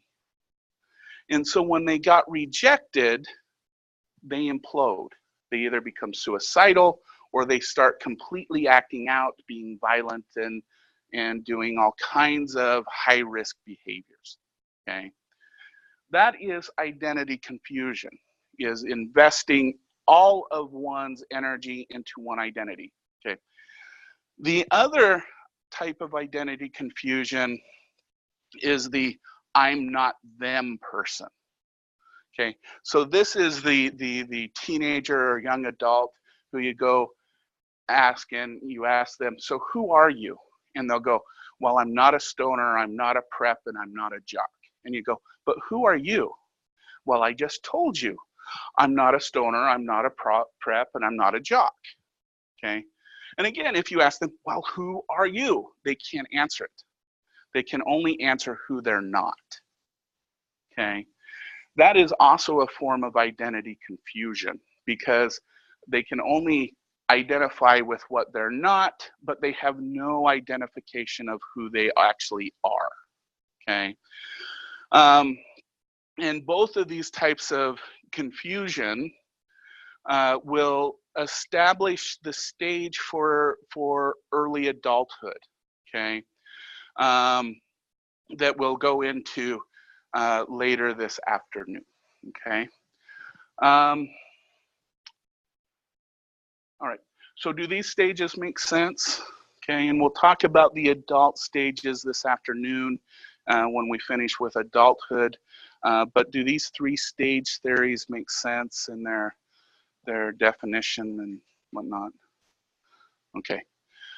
Give me just like 5 minutes. I'm gonna set up the projector and we're gonna go through more stuff dealing more with non-stage theories, but dealing with things that we see during infancy and early childhood, and then this afternoon we'll hit with adults. So give me till 15 after, and then we'll finish up with a 45-minute lecture on infancy, and then we'll hit lunch. Okay.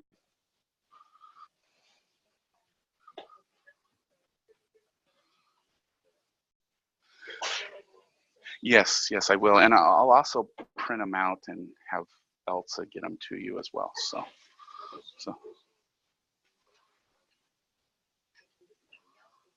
Yeah, we can email them too. Mm-hmm. Okay. Will you write your email on the, yeah.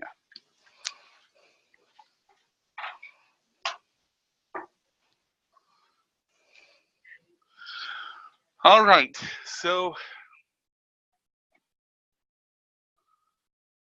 what I'd like to talk about for a few minutes is, as I said, development is about physical development as well as psychological, because they go hand in hand with each other.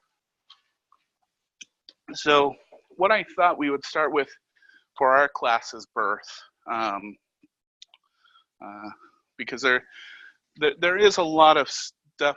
What's that? Oh yeah. There is a lot of stuff that goes on while in the womb, but for our purposes, we will. Oh, is that good? I'll walk back. We'll start with birth. Okay. At birth, babies start to breathe on their own. This shouldn't be surprising. About 10% of babies, though, will need some type of resuscitation at birth. But usually at birth is when we can take our first breaths, and we start to breathe. I don't know where I was going to go with that statement beyond that. But there's something called the APGAR assessment, which an infant has to score a 7 on in order to be considered healthy and not need any type of further medical assistance. And the things that they kind of look for is activity. Usually an infant needs to show some type of mobility when the nurse isn't examining it. It has to have a pulse, kind of an important thing. They have to have what's called a grimace reflex. So if you want to think about it this way, a grimace reflex is if you've ever sucked on a lemon and you get that grimace look, that's what that reflex is it should be present at birth, okay? The appearance, it should be somewhat pinkish and clear, and it has to be able to respirate on its own, okay? What's that? The skin, yeah, the skin should be clear of blemishes and bruises and all that kind of stuff for the most part, okay? There can be some bruising that occurs due to the birthing process, but for the most part, the skin should be clear, okay? If the child scores what we call a 7 or higher, it's a healthy assessment, so the baby is given to the parents. If there are any complications in any of these areas, the baby has to be taken for further evaluation. From a psychological perspective, this becomes important because if there's the absence of any of these, that denotes that either the child can be developmentally delayed from a biological perspective, or it can stop any further cognitive development. So it can slow cognitive development, or it's denoted of some type of developmental issue with a child if any of these issues are present. So they need to be taken care of fairly quickly in order to get the infant to further develop. And the real reason is that if you can think about the experience, if we could put it in words about all of a sudden going from this very dark place, now you're being completely stimulated by other people and other physical things, and sight and light and sounds of everything are coming in. Right at birth, our brain is already making neural connections about sound and smell and touch. All have to be integrated in a very quick time period, okay? And so that's why, at least from a psychological perspective, we get concerned when when the APGAR score is below about a 7, okay? From a physical perspective, though, too, it does put the child at risk for further physical problems as well. So what are some of the newborn's capacity for behavior and whatnot? Well, we know that a baby can see, hear, touch, taste, and smell right away, okay? And we'll get into a few of these here in just a minute, but the infant states tend to exist within these 5 categories. Infants tend to spend a disproportionate time in what we call REM sleep, okay? REM sleep, which means rapid eye movement, is, if anybody wants to experience this, about 90 minutes after your partner falls asleep, take a flashlight and kind of flash it through their eyes. And what you'll see in the lids is the eye will be rapidly moving back and forth like this, okay? That's why hence the term rapid eye movement, is it's just moving back and forth, okay? It is during REM sleep. REM sleep is associated with memory consolidation and dreams, okay? We only dream when we're in REM. And when REM is inhibited, we tend to see memory loss, okay? So REM, we tend to find that infants, though, spend a disproportionate time in REM sleep, and we're thinking it's because of their newly developing brain. It's trying to make sense of this new world, okay? They do have regular sleep as well. In adulthood, we call this deep sleep. This is where there is no REM movement, but the child is definitely asleep, okay? We see quiet alertness. This is when an active alertness. This is when the infant is just kind of laying there, just checking things out, or they could be actively moving around, okay? And of course, we all know crying when the child needs something. That's a popular adult behavior as well. So, trying to think of what's important on here. We'll skip that. Really quickly, I want to talk about parenthood in relation to infant development, okay? What does it mean about becoming a mother? And we'll talk about mom's behaviors as well. The first thing that we should note is that while engaging in nurturing behaviors, or the need to engage in nurturing behaviors, tends to be natural for moms, the actual behaviors themselves are not, okay? So nurturing, for example, nurturing or being a mother for some mothers means hard love. You show them little affection because they're going to grow up and they're going to be stern and they're going to be stronger, okay? That is just as nurturing to mother A as is nurturing to mother B, who believes that a child needs constant love and attention, okay? Both have the natural tendency to want to develop their child, but both of them do it differently, okay? So being a mother, there is no instinct related to motherhood, okay? The other thing that we should talk about is nurturing behaviors are facilitated by 2 hormones, oxytocin and lactin, okay? Oxytocin, as I've said in previous classes, starts to be released when a mom is about to give birth, and it's believed that it's oxytocin which creates that bond or that attachment biologically, okay? Because we find in the absence of oxytocin, mom and child do not attach, okay? It should be noted that there's always dark sides to these chemicals, okay?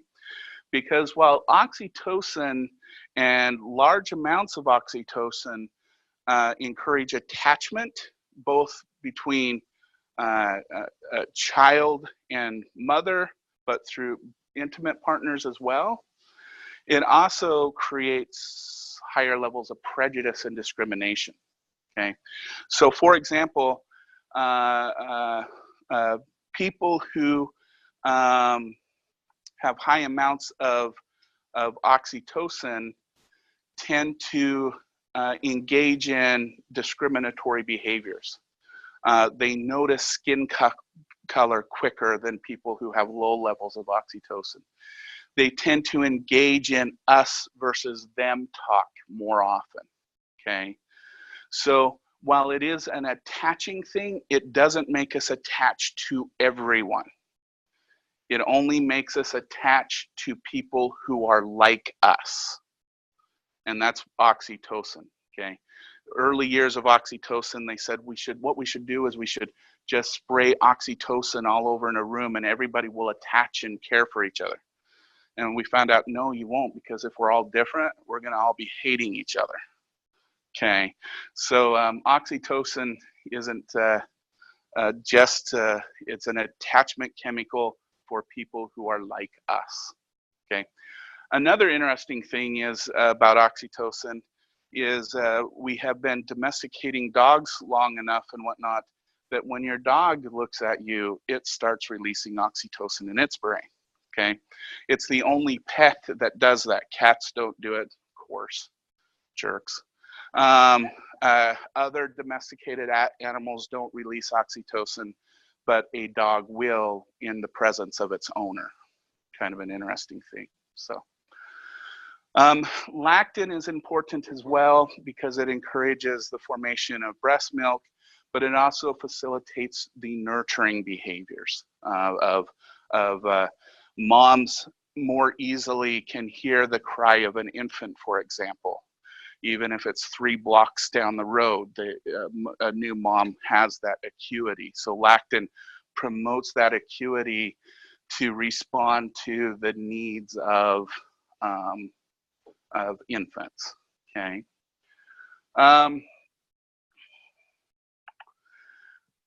And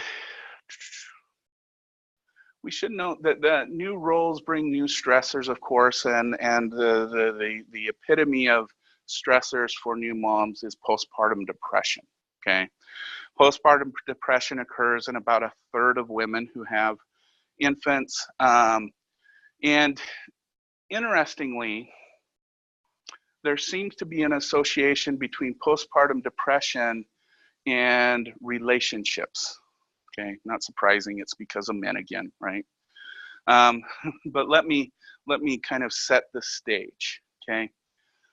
For some reason, when an infant is born, relationship satisfaction between partners plummets. In fact, about 78% of couples see their relationship going into the poopers, okay? They just feel like commitment and satisfaction plummet to its lowest when you bring a newborn home, okay? And for about 78% of us, okay? And we also found that women who experience postpartum depression also are among that 78%. The 22% who see relationship satisfaction go up, there's 0% postpartum depression among those couples, okay? There was a couple psychologists, when I say couple, they were married, who wanted to investigate what this whole plummeting of relationship satisfaction was all about. So what they did is they set up 2 different types of groups during the development of the infant.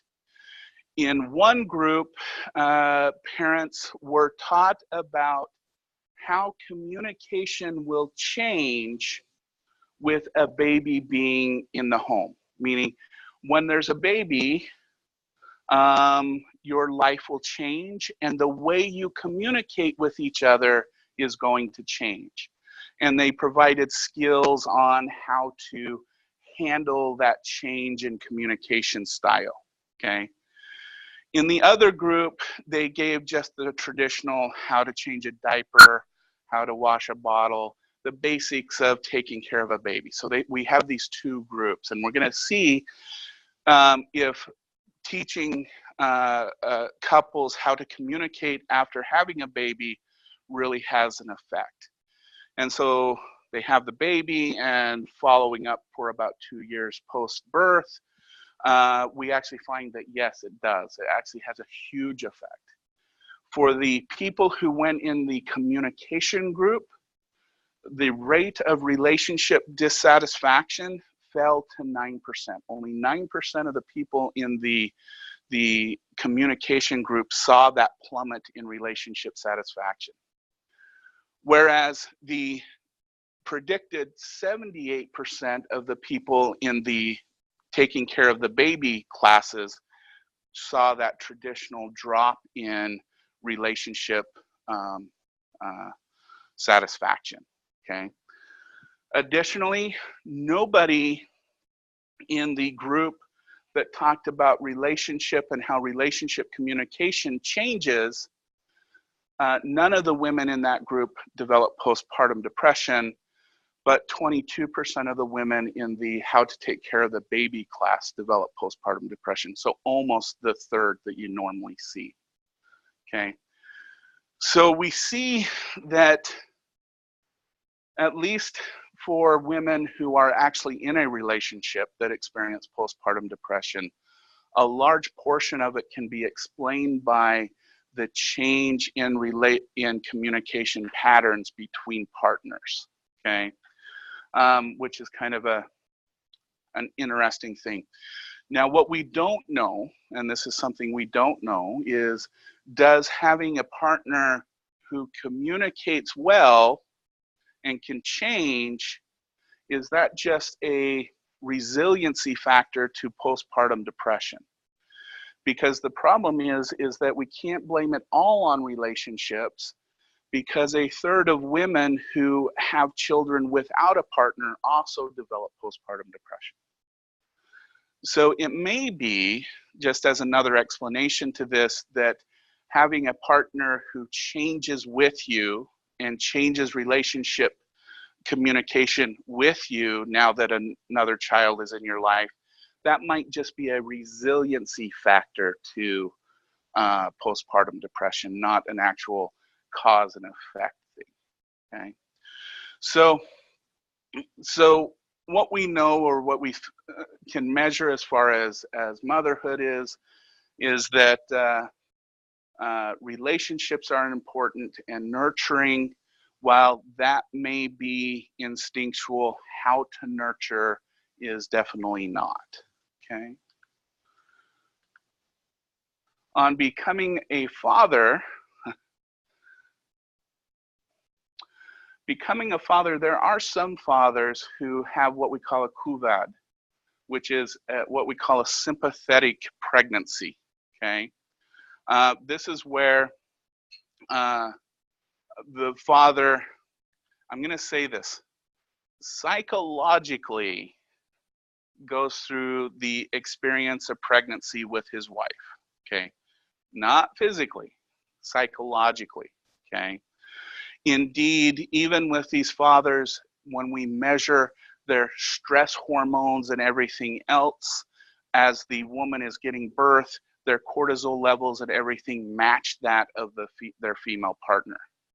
So on a physiological level, they're even going through the stress of giving birth, even though they don't go through the pain, okay?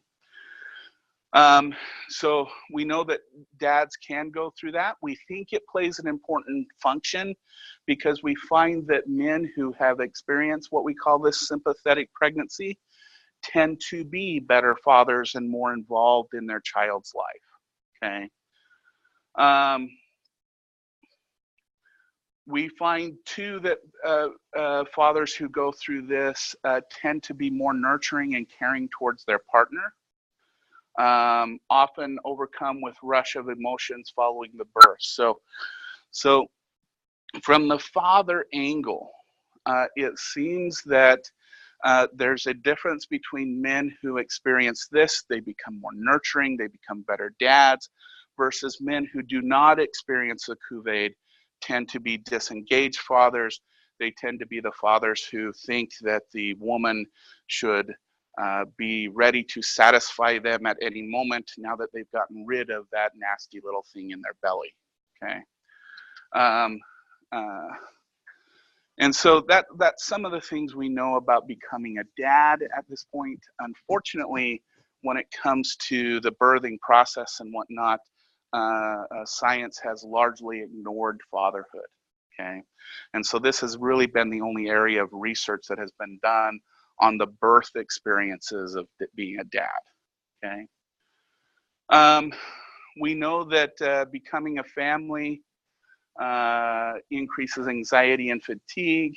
And what we find is that in a healthy setting, and we should say this, in a healthy setting, what we find is that transitioning to a family with a child, we find that fathers will naturally become the helper, or kind of the support staff, as you would say, and mothers tend to naturally become the caregivers.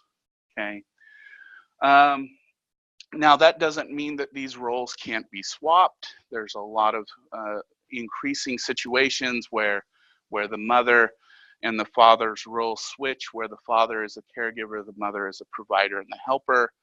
But in general, we find that families who tend to be successful, so that means kids go to school, they do well in school, the parents stay together, they don't have divorce, those kinds of things, that this is the natural roles that they kind of mold into during the transition after birth. Okay. All right. So now let's talk for a few minutes just about physical development from infancy to toddler. Okay. So first of all,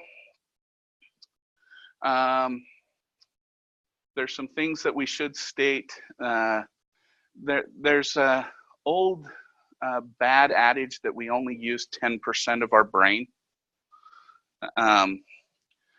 That's false. We actually use all of our brain, even though it seems like most of the time we're only operating with only a portion of it.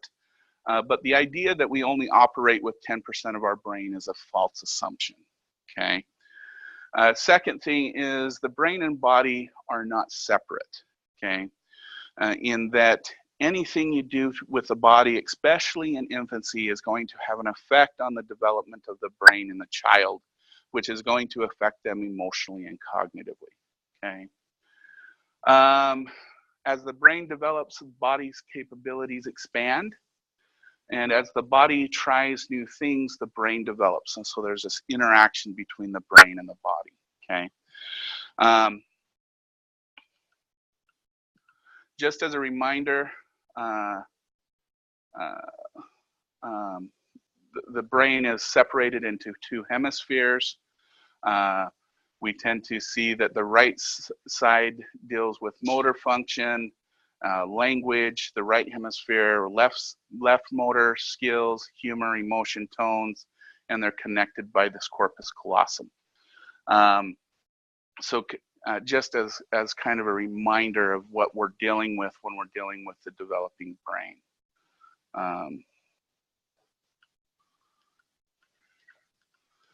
We've already gone through all these. So these are neurons. Okay. The first thing that we should talk about, especially in infancy, is what we call plasticity. Okay. Plasticity is the ability of an immature brain to change in form and function.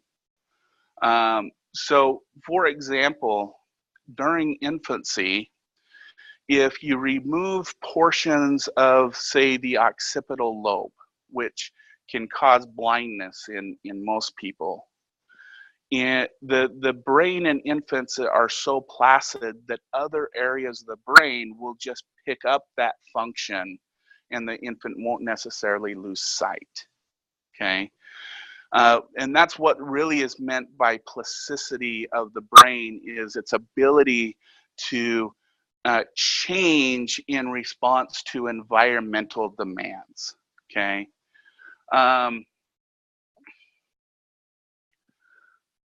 And this is why, in fact, with infants, we could actually remove an entire hemisphere.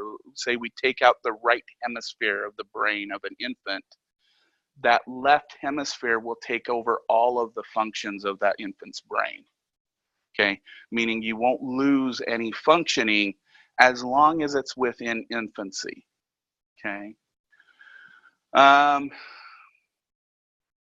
Something that is occurring tremendously in infants is what we call tremendous symptogenesis. This is where the neurons in the brain are making connections with other neurons. Okay, so when we're born, our brain immediately starts developing new connections as we experience new things.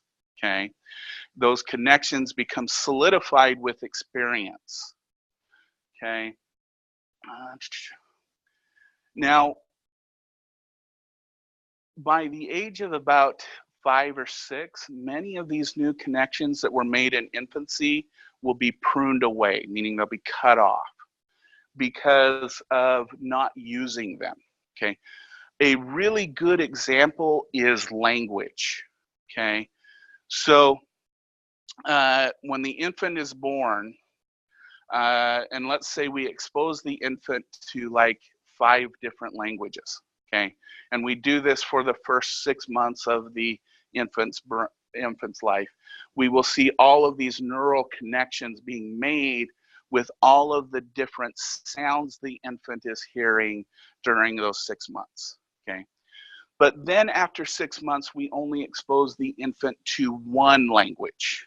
Okay, by doing that, by the age of 5 or 6, the infant will start to prune away all of the different sounds from all of those different languages.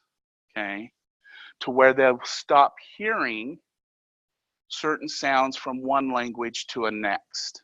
Okay, a good example of this is, and I think we talked about it in sensations and perceptions, is that when we're doing a sentence, I think you can all hear the pauses between my words, all right? But if you didn't speak English, you hear it as one continuous sound. That's actually how you're supposed to hear it. The pauses between words are something that your brain does. It's not something that is actually occurring, okay? But for an infant, they've created in their neural network the ability to hear pauses in, let's say, all 6 languages, okay? But if after 6 months they're only exposed to one language, they will lose that ability to hear pauses between words in those other 5 languages, okay? And that's what we mean by pruning. You lose the connections if they're not used, okay? Whoops. We also, if you remember when we were talking about biology, we were talking about myelination, okay? And that's that fatty sheath that increases the impulse in the brain. Largely when an infant is born, their brain is largely unmyelinated, okay? Myelination of the brain is what we call experience-dependent development, okay? In that a child who is put in a rich, stimulating environment will start to develop myelination quicker than a child who is put in an impoverished environment. Okay, the effect this has on a child is it slows their development. Okay, to when they become older, they tend to be a few years behind other children because their brain is actually processing information at a lot slower rate than a child who is put in a enriched, stimulating environment. Okay, so the rate of myelination in infancy is dependent upon the situation in which the child is in. If it's an impoverished environment, then they're going to have low levels of myelination. If they're in a stimulating environment, they will have higher rates of myelination, which will give them a more adaptive, quicker brain. Okay.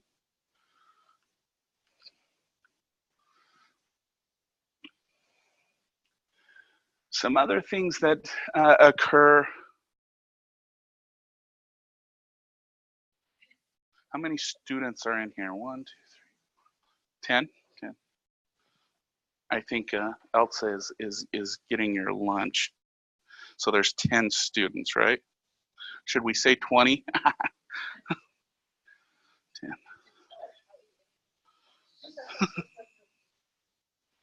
All right.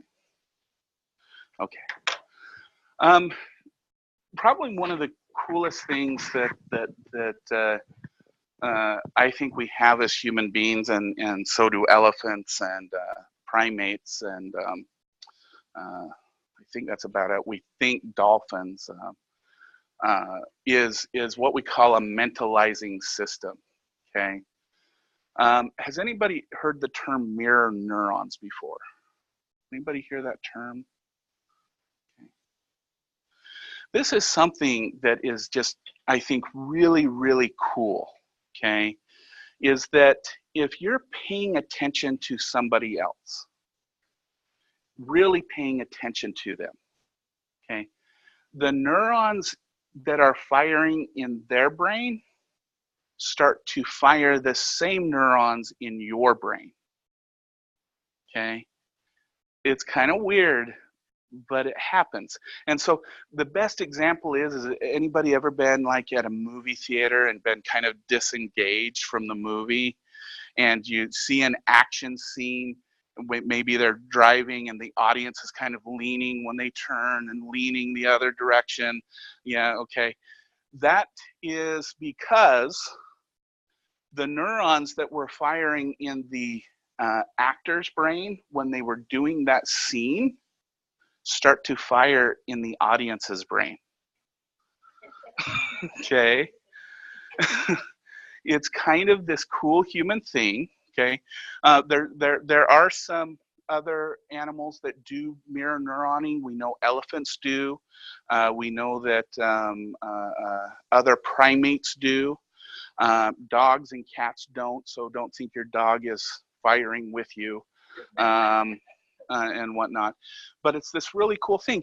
And what it allows us to do is this unique human elephant primate thing called empathy. Okay, empathy is the ability to take on someone else's perspective and experiences, because you literally have the ability to do so. Because if you're sitting there with someone and they're crying and you're paying attention to their crying, those neurons in their brain start to fire in your brain. You're actually experiencing the same exact thing they are. Okay, so even if you didn't experience what they just went through, you start to experience what they are experiencing. Okay. Now, mirror neurons occur on a continuum. There's some people who have a really difficult time getting their brains to sync with another person. And then there's other people who, man, every time they walk in a room, they start to feel everything that is going on in that room with people. Okay, so there is a continuum. Now, we should note that this is what is developed. This mirror neuroning is a biological component of something we call theory of mind. Okay, theory of mind is the ability to think about what you are thinking about. Okay, and it starts with mirror neuroning, and it continues with what we call the mentalizing system within the brain. Okay, the mentalizing system is in the frontal cortical area of your brain. It actually takes up the majority of the frontal cortex, and it is your ability to think about the experiences of other people.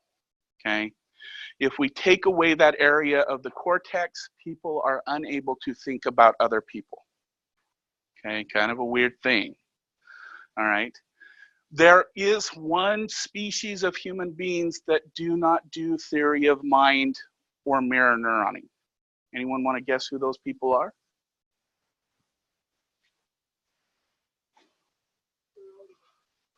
Freudians, yeah. Close. Psychopaths.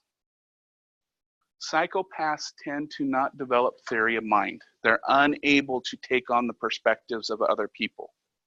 Okay, which If we're unable to take on the perspective of other people, we then see other people as purely objects to be consumed.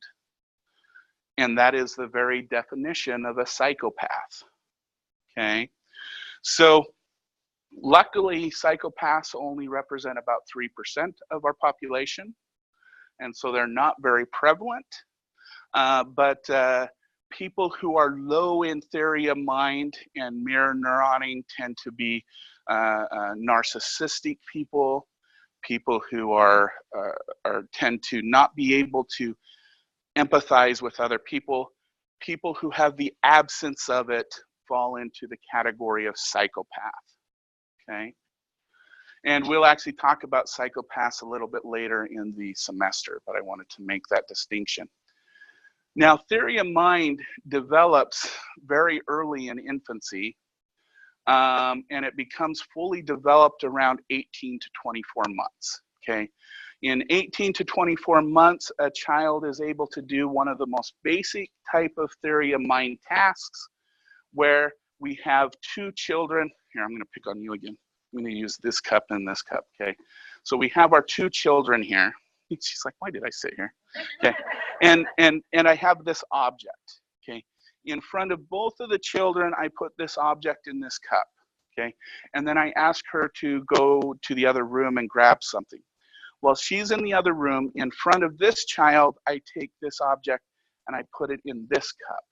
Okay, and then I ask her, when the other child returns, what cup should they look in order to get this object? Okay, which one should they look in? The first cup, right? Okay, infants or children develop this ability between 18 to 24 months. If you ask a child around 20 months of age, they will say the second cup. Okay, after about 20 months of age, the majority of children will start to say correctly it should be the first cup. Okay, interestingly, again, so between 18 to 24 months, you're able to take on that type of perspective taking. Before that, all experiences just involve you. Okay, another good example of this ability, of this theory of mind ability, is what we call the mountain thing. So what we do is, I'm going to pick on you again. We have the child sitting here, and we have the experimenter sitting here. Okay, and then we have this mountain, and we have a tall, skinny tree standing here, and on this side where the child can see it, we have this thicker, maybe bushier tree. Okay, now we ask the child, what do they see? And of course they're going to say they see a tall, skinny tree, and then they see the mountain and a bushy tree on the other side, right? That's kind of a basic thing. But then we ask the child, what does the experimenter see? Okay, if they're younger than 18 to 24 months, they will say they see a tall tree with a mountain and a bushy tree. Okay, after about 18 to 24 months, the child is able to take that object and rotate it around and see it from the experimenter's perspective and say, well, they see a bushy tree, and then they see the mountain, and then they see the tall tree. Okay, this ability develops around 24 months of age, is the ability to take on other people's perspectives and be able to mentalize and rotate objects. Okay, and it seems so common. We're kind of like, there was a time in my life that I wasn't able to do that. Yeah, there was. Okay, some of us are going, I still don't understand what he's saying, but this ability, so this is important because this is occurring in infancy. Okay, I want to see real quick. All right. Okay, so just to finish up with this mentalizing system, this is an important developmental period for infants, because it is this mentalizing system that sets us apart from other species on this earth, the ability to actually take on the experiences of other people, and the ability to mentally represent yourself and others is a unique human ability. Okay.